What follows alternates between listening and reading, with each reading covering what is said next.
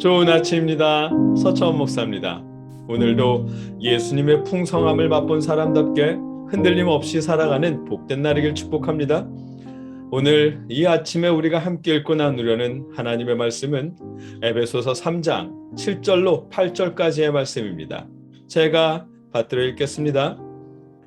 이 복음을 위하여 그의 능력이 역사하시는 대로 내게 주신 하나님의 은혜의 선물을 따라 내가 일꾼이 되었노라.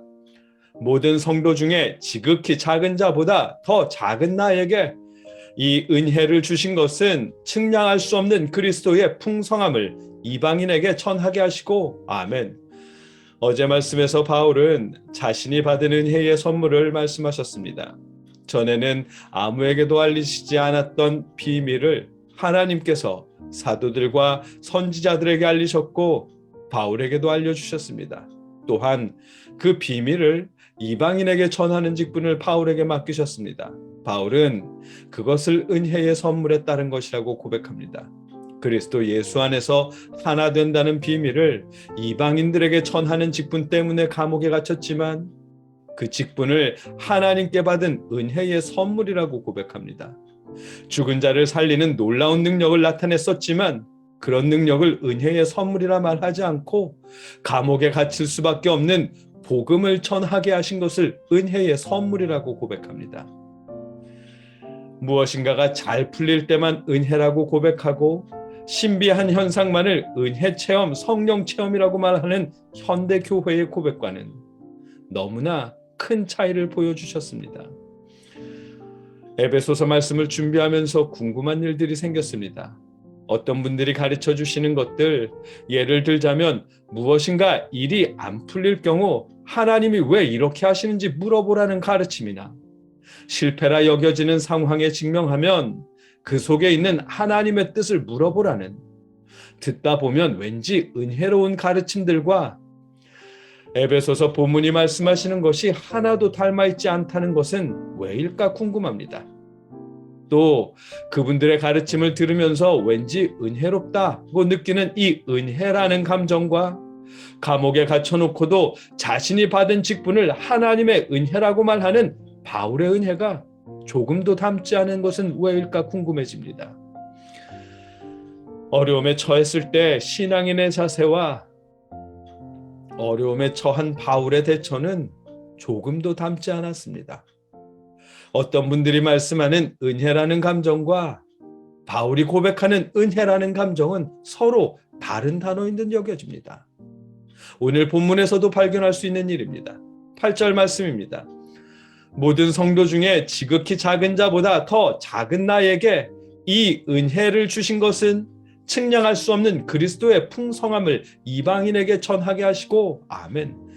예수님의 공생의 기간 동안 예수님을 직접 만난 적이 없었고 게다가 교회를 박해했던 바울은 자기 자신을 항상 지극히 작은 자라고 표현했습니다. 죽은 사람을 살려놓고도 3층 천을 경험했으면서도 자신은 작은 자라고 말합니다. 고린도전서 15장 9절에서도 그랬습니다. 나는 사도 중에 가장 작은 자라. 나는 하나님의 교회를 박해하였으므로 사도라 칭함받기를 감당하지 못할 자니라. 아멘. 큰 일을 행했던 바울의 고백입니다. 심지어 그 많은 일들은 하나님이 하신 일이요 은혜라고 고백합니다. 고린도전서 15장 10절입니다. 그러나 내가 나 된 것은 하나님의 은혜로 된 것이니 내게 주신 그의 은혜가 헛되지 아니하여 내가 모든 사도보다 더 많이 수고하였으나 내가 한 것이 아니요 오직 나와 함께 하신 하나님의 은혜로라. 아멘. 이렇게 말씀하셨습니다. 내가 나 된 것은 하나님의 은혜라는 고백의 정확한 의미는 사도의 자격이 없는 바울을 사도로 세우시고 사도로서 많은 사역을 하게 하신 것, 사울이었던 그를 바울이 되게 하신 것은 하나님의 은혜라는 고백입니다. 자신은 교회를 박해했던 지극히 작은 자였지만 그런 자신에게 많은 복음을 전하게 하신 것이 하나님의 은혜라는 것입니다. 벌써 몇 번째 같은 이야기지만 바울은 감옥에 갇혔습니다. 그러나 자신이 감옥에 갇힌 상황에는 조금의 염두도 없었습니다. 이방인을 위해 복음을 전하는데 왜 감옥에 갇히게 하셨는지, 그 안에 있는 하나님의 뜻은 무엇인지를 고민하지 않았습니다. 오히려 감옥에 갇히게 된 원인, 곧 이방인을 향한 자신의 사역을 하나님의 은혜라고 고백합니다. 그 직분을 주신 것도 하나님의 은혜요. 그 은혜를 주신 이유는 측량 못할 그리스도의 풍성함을 이방인에게 전하게 하시기 위해서라고 고백합니다. 8절 후반부입니다. 이 은혜를 주신 것은 측량할 수 없는 그리스도의 풍성함을 이방인에게 전하게 하시고, 아멘. 바울은 지극히 작은 자보다 더 작은 자신에게 측량할 수 없을 정도로 풍성한 그리스도의 구원을 이방인에게 전하게 하신 것을 은혜라고 고백합니다. 이 말씀에서 풍성함이라고 번역한 단어는 부요함으로도 번역할 수 있습니다. 새 번역은 그리스도의 헤아릴 수 없는 부요함을 이방 사람들에게 전하게 하시고, 아멘, 이렇게 번역했습니다.